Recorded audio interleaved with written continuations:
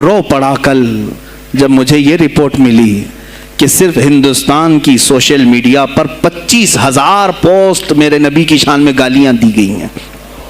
25,000 لوگوں نے گستاخی کی ہے. تم بھی تو رات بھر انٹرنیٹ چلاتے ہو, پورا کا پورا وقت اپنے موبائل میں صرف کرتے ہو. جانا ہے تمہیں بھی میرے آقا کی بارگاہ میں, یاد رکھنا حضور پاک صلی اللہ تعالی علیہ وسلم کے دربار میں جانے والے ہو اور تمہارا کوئی عذر قبول نہیں کیا جائے گا. حضرت سعد بن ربیع کی وہ بات مجھے یاد آتی ہے, جنگ احد میں حضور کی حفاظت کے لیے لڑتے لڑتے میدان میں ایسے آ گئے تھے کافروں کے کہ آپ کے گوشت کے ٹکڑے اڑ رہے تھے, جسم کے گوشت کے ٹکڑے اڑ رہے تھے. میرے آقا دیکھ رہے تھے. شام کا وقت ہوا, احد کا میدان, ہوازیں, سناٹا, 70 لاشیں پڑی ہوئی تھی صحابہ کی. اللہ کے نبی نے پکارا, میرے سعد کو ڈھونڈو, کہاں ہے سعد, کہاں ہے؟ صحابہ کہتے ہیں ہم آواز دینے لگے, سعد تم زندہ ہو, رسول تجھے بلا رہے ہیں. حضرت سعد بن ربیع 7 لاشوں کے نیچے دبے ہوئے تھے اور سانسیں بھی چل رہی تھی, سانسیں چل رہی تھی. صحابہ نے جب آواز دینا شروع کیا کہ رسول پاک یاد کر رہے ہیں, وہیں سے وہ حرکت کرنے لگے.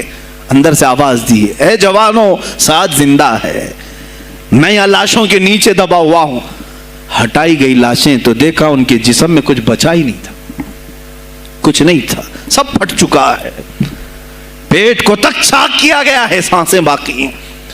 سعد بن ربیع کہتے ہیں, اے صحابہ شاید میں رسول اللہ تک نہیں پہنچ پاؤں گا, حضور اونچے ٹیلے پر بیٹھے ہوئے ہیں, شاید نہیں پہنچ پاؤں گا, میرا سلام میرے نبی تک پہنچا دینا, حضور تک پہنچا دینا. لیکن آنے والوں کو کیا کہا جانتے ہیں؟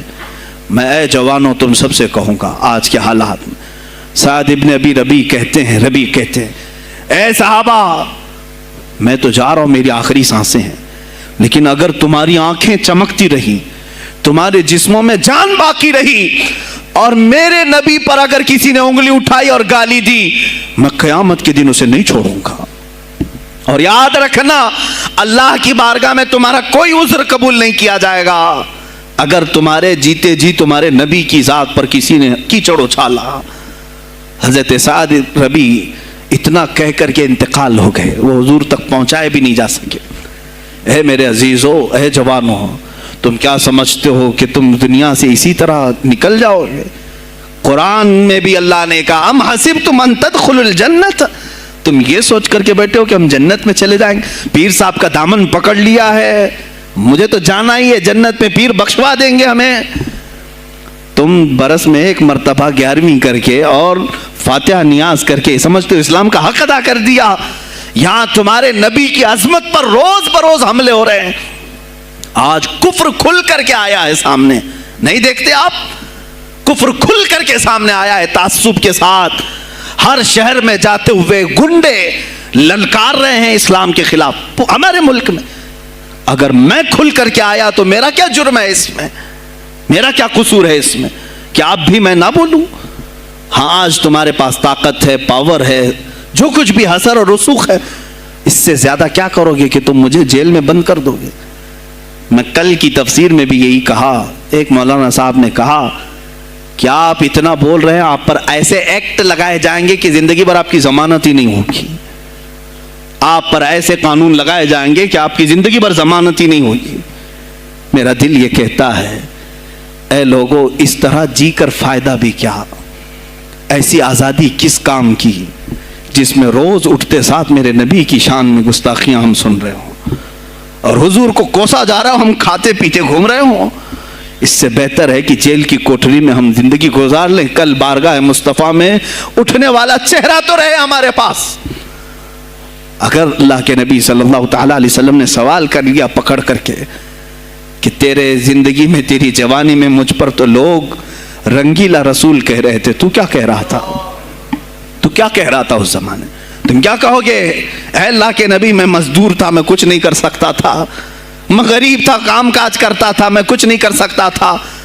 یاد رکھو اس وقت میرے آقا تمہارے سامنے بلال حبشی کو لا کر کھڑا کر دیں گے.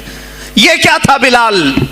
یہ تو غلام تھا, اس کی پیٹھ پر سل رکھ کر کے پیٹھ گلا دی جاتی, تب بھی یہ اپنی زبان پر میرا نام لینا نہیں چھوڑتا تھا. تم کون سی مزدوری کی شکایت لے جاؤ گے؟ بہانہ کرو گے اللہ کی بارگاہ میں، رسول کی بارگاہ میں بہانہ کرو گے.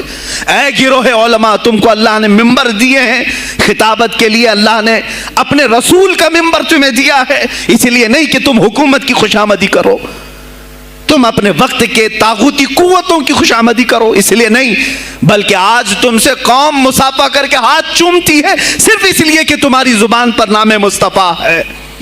آج علماء کی جو عزت ہے صرف اس لیے، تمہاری پگڑیاں تمہارے جبے دیکھ کر کے قوم عزت نہیں کرتی، صرف اس لیے ان کے دلوں میں تم مچلتے ہو کہ تم مصطفیٰ کریم کی باتیں کرتے ہو. علماء کو جاننا چاہیے کہ تمہاری عزت نبی سے وابستہ ہے. آبرو ماذا نام مصطفیٰ است، ہماری آبرو، اقبال نے کہا تھا ہماری آبرو نام مصطفیٰ سے وابستہ ہے. اگر اسی نام کو کسی نے چھیڑا تو پھر ہمارا جی کر مطلب کیا ہے؟ ہم کس کام کے؟ میں ایک مثال سے سمجھاتا ہوں.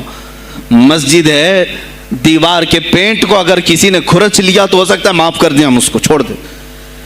کسی نے لکیر نکال دی دیوار پر، ہم چھوڑ دیں اس کو. لیکن میاں وہ ہمارے سامنے آ کر پلر ہلانے لگ گیا اور مسجد کا یہ پلر توڑنے لگ گیا، خاموش بیٹھو گے؟ اور اگر تم خاموش بیٹھے تو اس کا انجام کیا ہوگا؟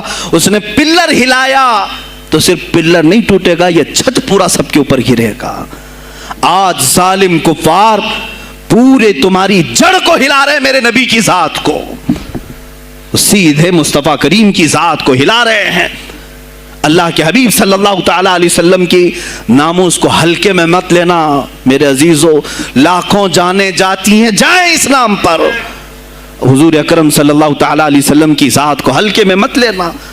اور اگر انہوں نے ہلانا شروع کیا ہے اگر حضور کی ذات پر، حیرت ہو رہی. 25,000 پوسٹ تم میں سے کس نے کمپلینٹ کی ہیں؟ سائبر کرائم کو کمپلینٹ کر سکتے تھے. ہمارے جذبات کو ٹھیس پہنچا ہے.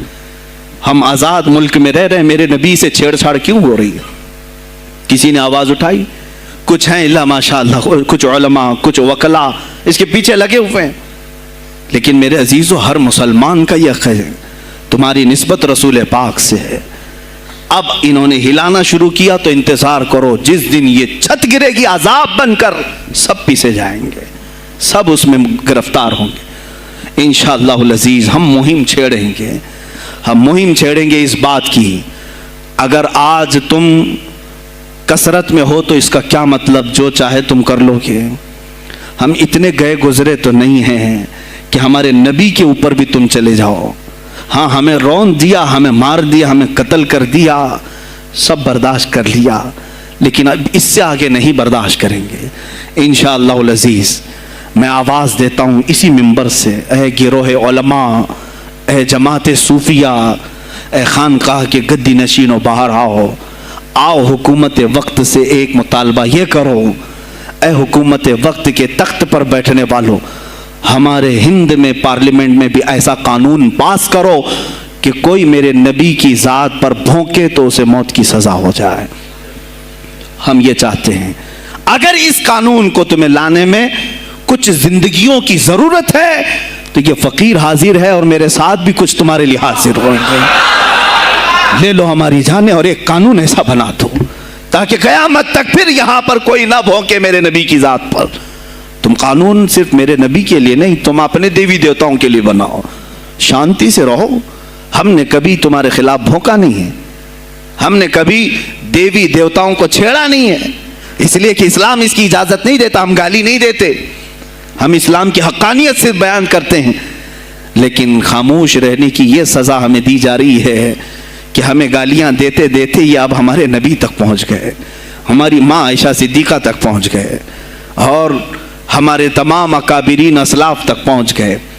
اور 25 کروڑ کی تعداد میں خاموشی یہ اچھی نہیں ہے میرے عزیزو، اچھی نہیں ہے. آج افسوس اسی بات کا ہے جن کو اللہ تعالیٰ نے اپنے نبی کی نیابت عطا کی ہے، وہ نائب رسول ہیں یا کسی خانقاہ کے گد نشین ہیں. تم یہ مت سمجھ لینا کہ تمہارے آبا و اجداد کمال کے تھے، بزرگان دین تھے، تم چھوٹے جاؤ گے. نہیں، سوال تو ہوگا، تمہیں سوال ہوگا، مجھ سے بھی ہوگا. میں یہ نہیں کہہ رہا ہوں کہ میں کوئی الگ ہوں، سوال ہوگا. آؤ سر جوڑ کر کے ہم اس سلسلے میں کوشش کریں. غوث پاک رضی اللہ تعالیٰ عنہ کا یہی میسج تھا. ہندوستان میں شہاب الدین غوری نے جو پرچم اسلام لہرایا وہ آج تک اس کی دین ہے کہ مسلمان زندہ ہیں. یہاں مسلمان باقی ہیں. پوری دنیا میں نظام کو صحیح کرنے کے لیے آواز اٹھانا یہ بھی اولیاء کاملین کی بات ہے, ان کی صفات ہیں. صرف اپنی خانقاہ میں اللہ اللہ اور ذکر کرانا ہی ان کا کام نہیں تھا, وہ دلوں کو تو دھلتے ہی تھے, لیکن جو نظام سنبھال رہا ہوتا اس کی باغ ڈور کو بھی دھلتے تھے, اس کی بھی صفائی کرتے تھے. تو اللہ کا ڈر رکھنے والا کرسیوں پر آئے, جو کسی کا خون چوسنے والا نہ آئے. عزیزان گرامی وقار, اپنے سیاسی شعور کو بھی بیدار کرو, سیاست کو سمجھو, تم کب تک استعمال ہوتے رہو گے. اب اس میں علماء کو بھی آنا چاہیے کہ ان کے سیاسی شعور کو بیدار کرے. تمہارے ساتھ آج جو کھیل کھیلا جا رہا ہے, تم ہر ایک کی جے وجے کرتے ہوئے ہر پارٹی کے پیچھے جاتے ہو. تم نے آج تک اپنا قائد نہیں ڈھونڈا, اپنا قائد نہیں ڈھونڈا. اور ان کو دیکھو, وہ کہتے ہیں کہ اگر پیٹرول 200 لیٹر بھی ہو جائے تو ہمارے قائد تو یہی ہیں, اس لیے کہ ہمارا ہم مذہب ہے, وہ ہمارے مذہب کی بات کرتا ہے. تمہارا کون ہے میرے عزیز؟ تم کسی پر متفق نہیں ہوتے, اور جو تمہارے لیڈر ہیں وہ کسی اور کے پلو میں چھپے ہوئے ہیں, ہاں کسی اور کی گود میں بیٹھے ہوئے ہیں. جا جا کر کے یہ سارے مسلمانوں کو کسی اور کے ہاں بیچ کر کے آتے ہیں. یہ سیاسی شعور بیدار کرو. مجھے معلوم ہے میری یہ باتوں کا سب سے زیادہ ایکشن کون لے گا, مجھے معلوم ہے. سب سے زیادہ کس کو کھلبلی مچے گی وہ بھی مجھے معلوم ہے. اسی لیے کہ میں ان سیکولر پارٹیوں کے بارے میں بول رہا ہوں جو چہرہ سیکولر بتا کر کے ہم آپ سب کے ووٹ لے کر کے چلے جاتے ہیں, اور پھر مجھے بتاؤ جن کو تم اپنا مسیحا سمجھ کر کے ان کے پیچھے جے جے کرتے گھومتے رہتے ہو, تمہارے مذہب پر آج کیا حملے نہیں ہوئے ہیں, کیا نہیں ہوئے. کشمیر آج تک جل رہا ہے, کہاں یہ کانگریس کیوں نہیں بات کرتی ہے جو پورے مسلمانوں کی مسیحا ہے؟ کہاں ہے وہ سماج وادی, وہ بی ایس پی, فلاں فلاں فلاں جو پارٹیاں جن میں سب مسلمان جاتے ہیں؟ کیا ان کو اتنا بھی شعور نہیں کہ وہ پارلیمنٹ میں اس کے خلاف بات کریں, کہیں کہ یہ مسلمانوں کے ساتھ ظلم ہو رہا ہے, ہم ان کے ووٹ لیتے ہیں؟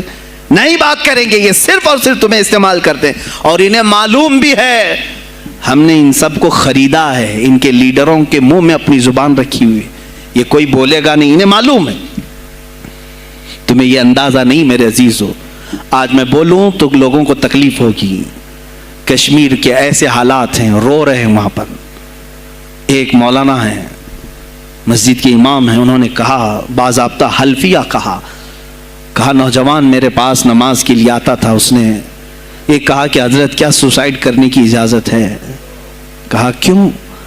کہا میرے گھر میں کچھ لوگ داخل ہوئے, میں ان کا نام ذکر نہیں کر رہا ہوں, کچھ لوگ داخل ہوئے, مجھے ہاتھ باندھ کر کے کھڑا کیا, میری ماں اور میری بہن کو ننگا کیا, میرے سامنے کپڑے اتارے اور ان کی عزت لوٹی, اور اس کے بعد مجھے ہاتھ کھول کر کے چھوڑ دیا. مجھے بتائیں اس کے بعد بھی جینے کا کوئی مقصد رہتا ہے؟ مجھے بتائیں اس کے بعد بھی جینے کا کوئی حاصل ہے؟ یہ سب تمہارے ساتھ بھی ہوگا.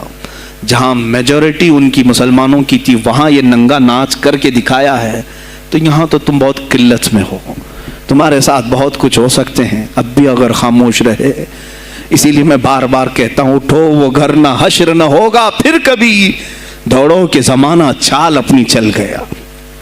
تم اپنی سیاست کو منتخب کرو, تم اپنی قیادت کو منتخب کرو.